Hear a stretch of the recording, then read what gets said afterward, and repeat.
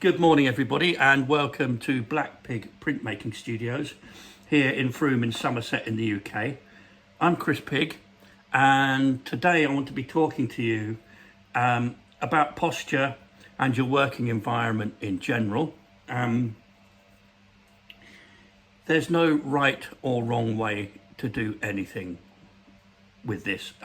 It's absolutely how you feel comfortable with what you're doing, but I am showing you just how it works for me, because I tell you what, actually, whenever I go into a studio, whenever I visit somebody else's studio, there's always something I can learn, even if it's don't do it like that. Okay, so I'm just going to tell you about my work environment and why it's set up like it is. Okay, first of all, let's deal with posture. Okay, so when you're working, you want to be sitting up straight, because I know a lot of quite elderly wood engravers, and they do tend to have a bit of a stoop, a bit of a curvature of the spine.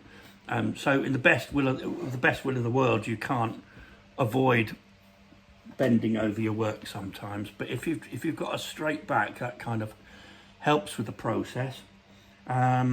Also taking breaks quite frequently as well, not just to rest your back but to rest your eyes.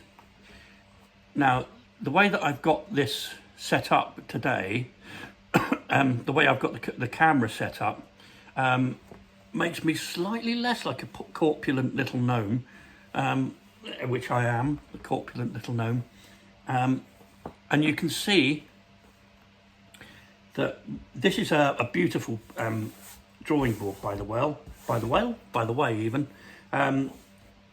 It's an Admel made in about 1963. It's stripped down to the wood, which is how I like it. I've been using it since the mid-80s, and it's been everywhere with me. Except Spain. I don't think it went to Spain. Anyway, here we are. It's at an angle below the nips, but way above the waist, which is quite comfortable. You will get some engravers will then put their work on books, on a pile of books, until it's almost under their nose like this. Some people prefer a sandbag. I've never really got on with those. Hilary Painter likes a good slippy magazine, because it means that she can flip a block around at all angles. Quite like that. I'm happy just with me wood on wood like this. This just suits me fine. I take breaks as frequently as I can remember, but you know what the problem is, if you're a wood engraver, you'll know this very well, is that what we do is incredibly engrossing, and it takes you to that special place, that place that the Spanish call querencia. It takes you to that space, and so you forget where you are or what you're supposed to be doing at all. You just get lost between you and the process. So I try and take breaks as often as possible, not just for my back. My back's fairly well supported here because I'm up high, but my eyes as well. I mean, they get really, really tired because you're focusing on something, an incredibly tight focal plane there.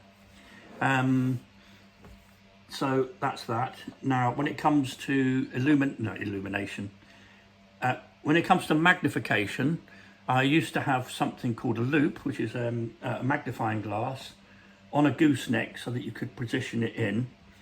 But that's something between you and the surface you're cutting on, which I find quite awkward in retrospect.